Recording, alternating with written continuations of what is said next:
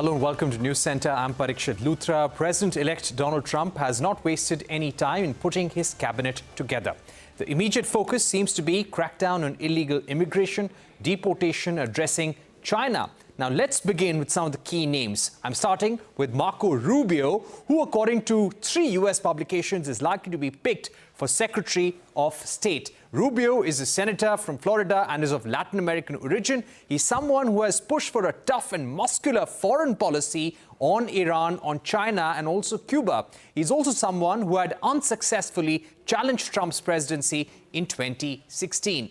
Next up, Michael Waltz, the former US military veteran, is most likely to be the next US National Security Advisor. What is significant is that he's also the co-chair of the India caucus in the US Congress. Again, like Rubio, he's known for a tough stand on China. Waltz has maintained that the US military is not prepared for any conflict in the Indo-Pacific and has also demanded that NATO increase its military spending on defense preparedness. Now, let's move on to Tom Homan, who's also known as the border czar for his hard line on immigration. He's likely to be made in charge of Trump's plan of large-scale deportation from America. He's the former head of the US Immigration and Customs Enforcement. He recently backed calls for large-scale deportation and for entire families to be deported together. In fact, he defended that in an interview recently. For White House Chief of Staff, Trump has chosen Susie Biles, a trusted advisor and key architect of the Trump re-election campaign. Known as someone who's shy of any publicity, she played an important role in drafting Trump's strategy for winning over Hispanics and working-class Americans as well. She's helped a number of Republican congressmen win their elections, and one of them was, of course, Ronald Reagan. Let's move on to Elise Stefanik. She is one of the biggest defenders of Trump in the US Congress. She served as a Republican congresswoman for 10 years. She was involved in the Republican push to address claims of anti-Semitism in US universities and is believed to be a strong opponent of the UN as well.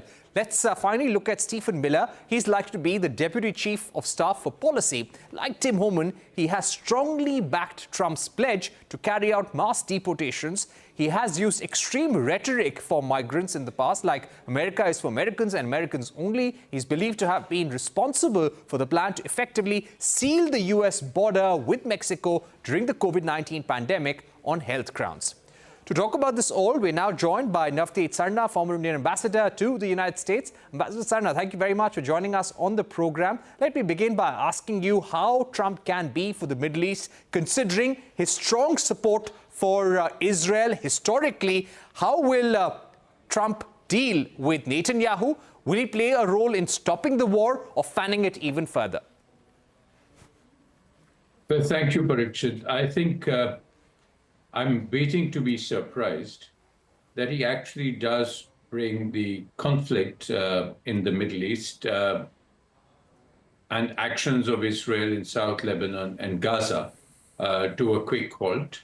There are not very many encouraging signs. Everything that he has done in the past, in his first term, as well as during the campaign, points to a very strong support for Israel. He's really not expressed any great pain for the loss of civilian lives or for the disregard for humanitarian law. If you recall, his major push in the Middle East during his first term had been the Abraham Accords, in which he wanted Israel and the Arab nations to normalize their diplomatic relations. And it almost succeeded, but for the fact that Saudi Arabia and Israel have not normalized. Unfortunately, the ground situation after Gaza has changed considerably. Mr. Trump will want to get back to that, but the Saudis, even today, MBS has announced that they cannot move towards normalization unless there is some movement on the Palestinian statehood. Now, that seems a bridge too far at the moment, given the strong mood prevailing in Israel since last October 7. So I think at the moment, the Bibi will feel very emboldened, very encouraged, and it is critical to see what he does in these 2 months of the lame duck presidency of Joe Biden. It's quite possible that Trump would have told him that maybe, on my inauguration, I want this thing to stop so I can proclaim myself as the great deal maker. Now, let's see if that happens. At the moment, I don't have much optimism. All right, that is an important view, Ambassador. But I'd also like to ask you about the appointments he has made so far. Let's begin with the Chief of Staff, a crucial appointment at the White House. He has picked Susie Wiles. Do you believe that she is somebody, considering the important role she has had in making important Republicans like Ronald Reagan also win, do you think she'll have a calming effect on Donald Trump? Will put some sense and order in the way the White House functions under Donald Trump? But that again may be putting too much of an expectation on Susie Wiles. It's very difficult to, I would say, to bring calm and order to a Trump White House because of the personality of Donald Trump. But I think she is a good whisperer, and she has maintained his campaign, run it rigorously, and she has the advantage that she is being credited with running a campaign that brought him back to the White House. It is said, she was not a known personality in his first term, but it is said that she's somebody who can talk back to him, she can stare him down, she can sit him down and tell him what should be done. Now, that may work to a point. We'll have to see. He did have similar earlier campaign managers in his first term who were very close advisors, if you recall. He had successive campaign managers. He had Steve Bannon, he had Corey Lewandowski, he had Paul Manafort. All of them sort of had to go out from their range of influence, and all of them later unfortunately faced criminal charges. So we will have to see how the White House is going to be controlled by Susie Wiles, how the president's predilection for unpredictability is going to be controlled by her. I think it'll begin well, and let's see how it goes. Right. Now, there's a strong stamp of a very aggressive China stance in the Trump White House. How do you see the appointments of Marco Rubio and Michael Waltz? Well, I think all the appointments so far have gone along predictable lines, which means he is appointing people who have been loyal to him, who he doesn't think will come in the way of his agenda, but will rather promote his agenda. This is again distinct from what happened in the 2016 November and December appointments, because he later fell out with many of those people. Here, if you see the immigration appointments in particular, they are both known figures, Homan and Steve Miller. They both work on immigration before. He knows their views. And since he's made such a big issue of deportations, he's brought back people who are totally committed to putting that into action. How they will do it is another issue. It means millions of people to be deported. It needs a bureaucracy of mind-boggling scale, identification, and all that. It's not going to be easy.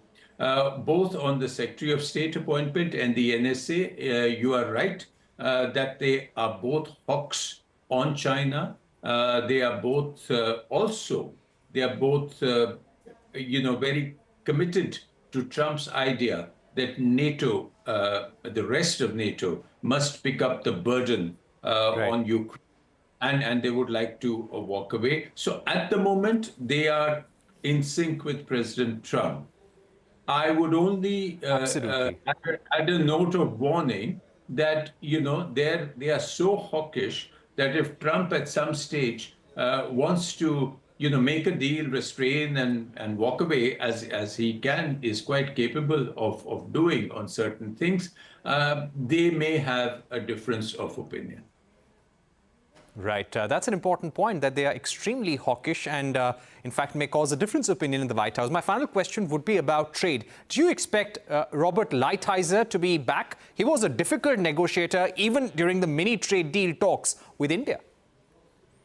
Well, you know, Robert Lighthizer is a very close Trumpian, and it is likely. I mean, there were some reports which came that he's coming back as Treasury Secretary. I haven't seen the name today anyway, but it is quite possible, quite certain, in fact, that he will certainly have a major role to play. In what capacity exactly? We'll have to wait and see. And he is another one who is totally in sync with Trump's idea of trade, with the importance that is attached to trade deficits, with the importance that is attached to tariffs.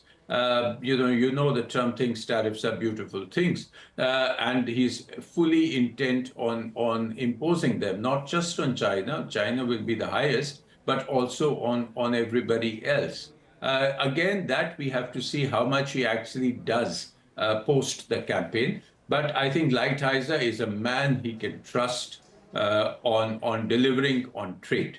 They are absolutely of the same mind on this issue.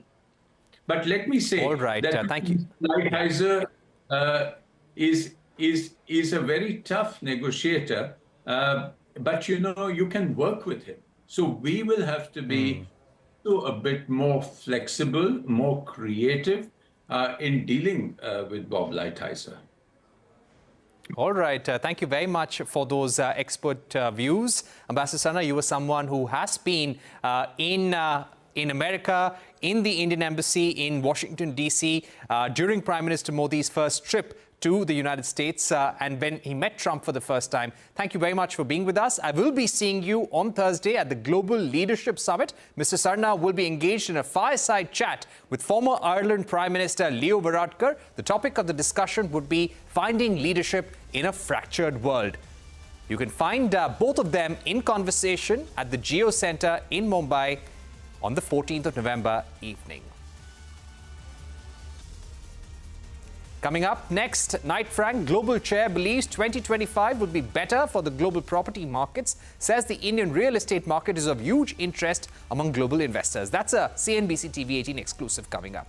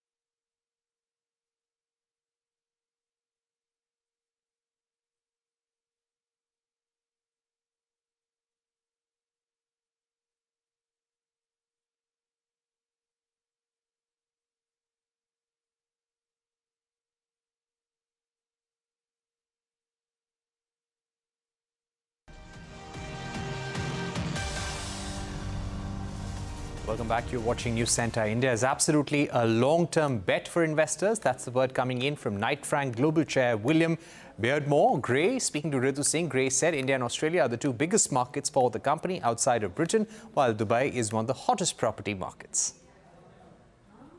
Our two biggest markets outside of the UK are India and Australia.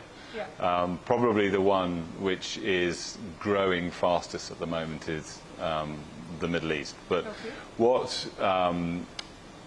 we're really excited about India, and we made a big commitment to India 10 years ago, and it's had its ups and downs, absolutely. But we're now a business which is returning as good a margins as anywhere else in the world, for the obvious reason that it is a market of huge interest to the global business community, not just for GCC's occupation, but the market's changed significantly to become full-service manufacturing economy as well, producing goods for everywhere around the world. Yeah, we'll get to the specifics in India in just a bit, but globally, with how the macroeconomic environment has been, we've seen a period of high uncertainty, whether that is geopolitical or financial. Now the interest rate cycle is starting to turn, and yet rates have stayed higher for longer in many large economies. How has all of that impacted the property markets, and how do you think now, with the cycle starting to turn, inflation starting to come down, what does the outlook look like for the coming year or so? I think the important thing you say there is starting, and we were hoping that this start and perhaps acceleration would have happened 12 months ago.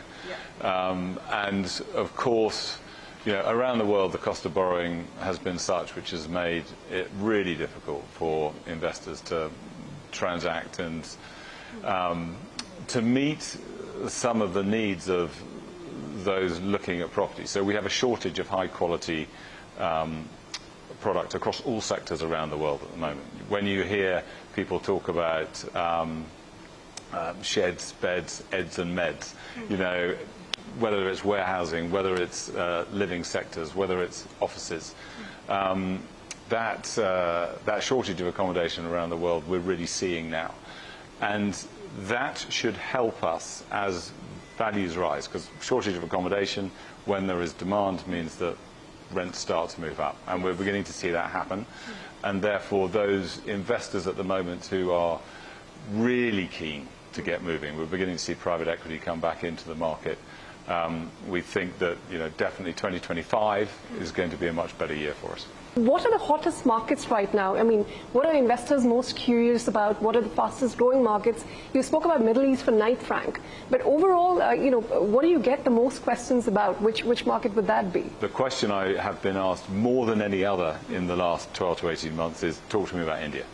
And that is fascinating how these markets change. Clearly, the market in India has been strong for a number of years now. You could list down, the top 5 fastest growing residential markets. What would those be? And then, of course, commercial ones. I wouldn't say that there are any residential markets that are moving particularly quickly at the moment, outside of the Middle East. Dubai clearly is incredibly strong at the moment, and we expect it to remain that way for the next couple of years. We've seen, I don't want to talk about the negatives rather than the positives, but definitely high-end residential in some markets. If I look at the UK, for example, for the last 9 months, has been significantly affected by people waiting to see the outcome of the budget. But where we have seen significant growth is in those core markets. And core markets in London have been incredibly strong. If I was going to say, where are we seeing most of the cross-border capital landing at the moment? That's landing in Europe. And London is probably one of the first choices for that capital. All right. On the commercial side as well, or is this largely luxury residential? No, I mean, look, on the commercial side, London has always been attractive, that sort of cross-border capital.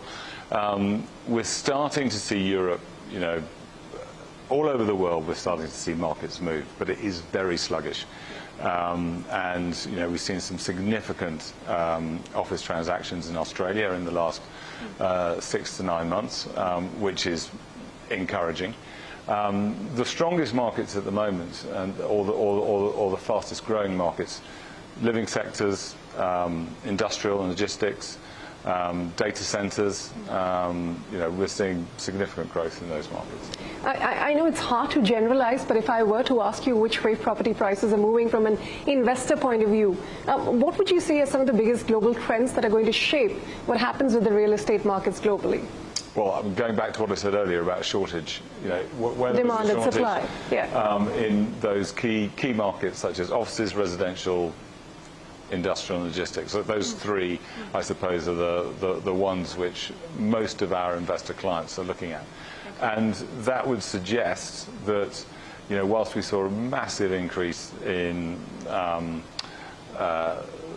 or reduction in yields on warehousing, that is going to continue to be of interest as the power of online retail continues. Offices outside of the US, the trend is for people to go back to the office. We're still in a cycle where people are working out how they are going to deal with the office within their operation. But without doubt, the majority of those who require an office want their people in it for the majority of the time, because the productivity is going to be dealt with through face-to-face communication. And Mercedes-Benz India has unveiled that Mercedes-AMG Series hybrid sports sedan in the luxury performance segment. This will be the German auto giant's last new launch for 2024. With this, Mercedes is aiming to target passionate driving enthusiasts in the country. Speaking to CNBC-TV18's Danish Anand, the automaker's managing director Santosh Iyer also said that the biggest USP of its latest launch is its installed F1 technology. This is the 14th launch of the year for us. Again, a top-end car. Out of the 14 launches, 10 of the cars were top-end cars, and C63 AMG is again a car at 1.95 crores. There is a reason why it's priced like that, because and it's a special car, because C-Class is one of our core best-selling cars in our portfolio. This car gets Formula 1 technology in the real sense. What we have done is we have got hybrid powertrain from Formula 1. The batteries are not normal batteries, they are high performance batteries, because in these cars you need these batteries to discharge faster as well to get that power. 1020 Newton meter of torque you can get in a car of this, and it's the world's most powerful 4-cylinder engine. Talking about the festive season sales, how has it been for you? Did you cross the particular target that you had set for yourself? Jan to September, we grew at 13%. Last quarter, which is July to September, we grew at 21% when the market was flat or negative. And therefore, in October, for us, it was a no surprise that we had the best ever festive season in our history. I think this year we have a double-digit growth projections. We are on target, and we should end the year on a double-digit growth compared to last year. So very lastly, with Donald Trump again coming back to the White House, and this time Elon Musk is supposed to be in his advisory council. So with Musk coming in with Trump, do you feel that Tesla might be finding some easier way out to enter the Indian market now? And once Tesla comes in India in a full-fledged manner, do you expect any kind of changes in your sales?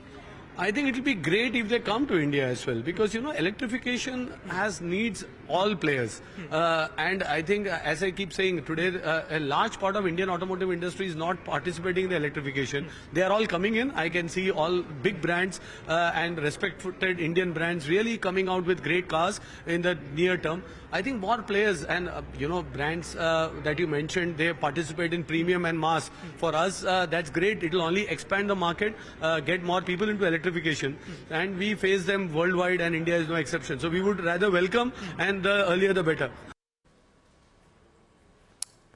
The Indian industry has opposed the opening of the dairy sector for foreign trade over fears of deep discounting by global dairy players in the domestic market. Abhimanyu Sharma joins us now with all the details.